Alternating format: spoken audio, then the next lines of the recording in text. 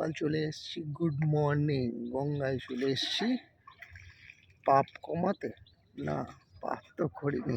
যাই হোক মা গঙ্গার জল একটু মাথায় স্পর্শ করে সকাল সকাল দিনটা শুরু করি।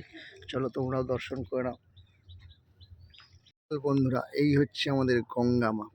গঙ্গা মা যাকে পবিত্র বলা হয়, পবিত্র।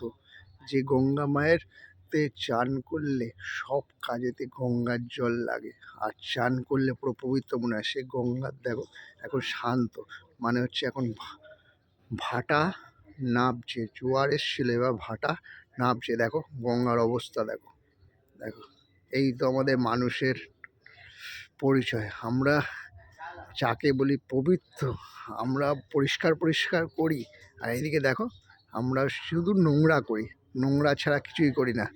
সব জায়গায় আমরা মানুষ আজকে প্রকৃতির সাথে এত খারাপ ব্যবহার করছি যে প্রকৃতিও আমাদের ওপর রুষ্ট হয়ে যাচ্ছে।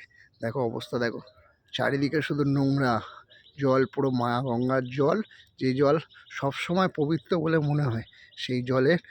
আর আমরা দেখো জলের কি অবস্থা করেছি, কোথায় প্লাস্টিক, কোথায় আবর্জনা সব ফেলে মা গঙ্গাকে আমরা দূষিত করছি।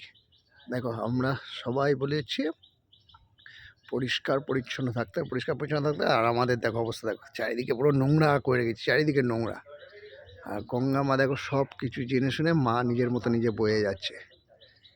জয় মা গঙ্গা, মা গঙ্গোত্রী। চলো একটু গঙ্গার দিকে যাওয়া যাক।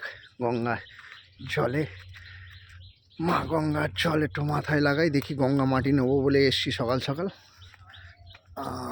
জয় মা গঙ্গা, জয় জয় গঙ্গা মা।